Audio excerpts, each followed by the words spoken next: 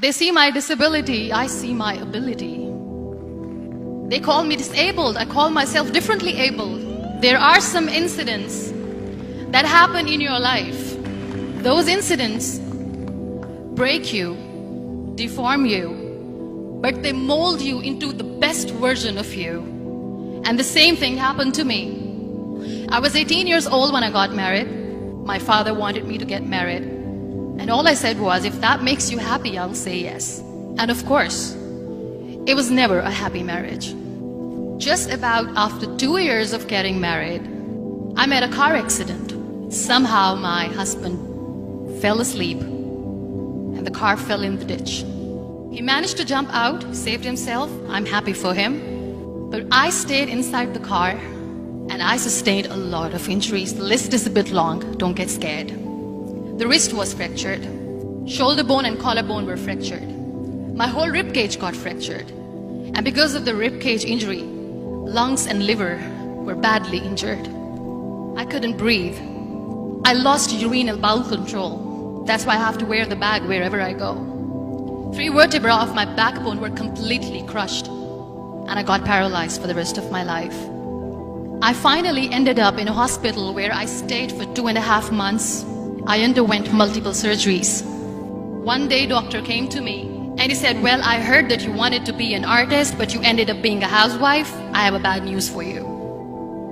You won't be able to paint again because your wrist and your arm are so deformed, you won't be able to hold a pen again. Next day, doctor came to me and said, your spine injury is so bad, you won't be able to walk again. Because of your spine injury and the fixation that you have in your back, you won't be able to give birth to a child again.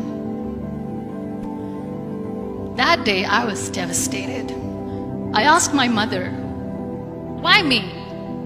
And that is where I started to question my existence. Why am I even alive? And that is where I realized that the words have the power to heal the soul. My mother said to me, this too shall pass. God has a greater plan for you. I don't know what it is, but He surely has. And in all that distress and grief, somehow or the other, those words were so magical that they kept me going. One day I asked my brothers, I know I have a deformed hand, but I'm tired of looking at these white walls in the hospital and wearing these white scrubs. I'm getting tired of this. I want to add more colors to my life. I want to do something. Bring me some colors, bring me some small canvas. I want to paint. So the very first painting I made was on my deathbed, where I painted for the very first time. It was not just an art piece or just my passion. It was my therapy. And then I was discharged and I went back home. And I went back home and I realized that I have developed a lot of pressure ulcers on my back and on my hip bone. I was unable to sit. There were a lot of infections in my body, a lot of allergies. So doctors wanted me to lie down on the bed straight for not 6 months, for not 1 year, for 2 years. I was bedridden, confined in that one room, looking outside the window, listening to the birds chirping and thinking maybe there will be a time when we'll be going out with the family and enjoying the nature. That was the time where I realized how lucky people are. That is the time where I realized that the day I'm going to sit, I'm going to share this pain with everyone to make them realize how blessed they are, and they don't even consider them lucky. That day I decided that I'm going to fight my fears. We all have fears. Fear of unknown, fear of losing people, fear of losing health, money. We want to excel in career, we want to become famous, we want to get money. We are scared all the time. So I wrote down one by one all those fears. And I decided that I'm going to overcome these fears one at a time. You know what was my biggest fear? Divorce. I was trying to cling on to this person who didn't want me anymore, but I said no. I have to make it work. But the day I decided that this is nothing but my fear, I liberated myself by setting him free. And I made myself emotionally so strong that the day I got the news that he's getting married, I sent him a text that I'm so happy for you and I wish you all the best. And he knows that I pray for him today. Number 2 was, I won't be able to be a mother again. And that was quite devastating for me. But then I realized there are so many children in the world, all they want is acceptance. So there is no point of crying, just go and adopt one. And that's what I did. People think that they will not be accepted by the people because we, in the world of perfect people, are imperfects.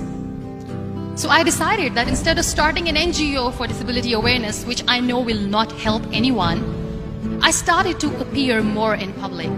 I started to paint. I decided that I'm going to join the national TV of Pakistan as an anchor person. And I've been doing a lot of shows for the last 3 years. I became the National Goodwill Ambassador for UN Women Pakistan, and now I speak for the rights of women, children. We talk about inclusion, diversity, gender equality, which is a must. Every time I go in public, I always smile. It's always a big toothy smile on my face, and people ask me, don't you get tired of smiling all the time? What's the secret? I always say one thing, that I have stopped worrying about the things that I have lost, the people that I have lost. Things and people who were meant to be with me are with me. And sometimes, somebody's absence makes you a better person. Cherish their absence. It's always a blessing in disguise.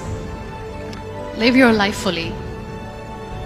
Accept yourself the way you are. Be kind to yourself. Be kind to yourself. I'll repeat, be kind to yourself, and only then you can be kind to others. Love yourself and spread that love. Life will be hard. There will be turmoils, there will be trials, but that will only make you stronger. So when you accept yourself the way you are, the world recognizes you. It all starts from within.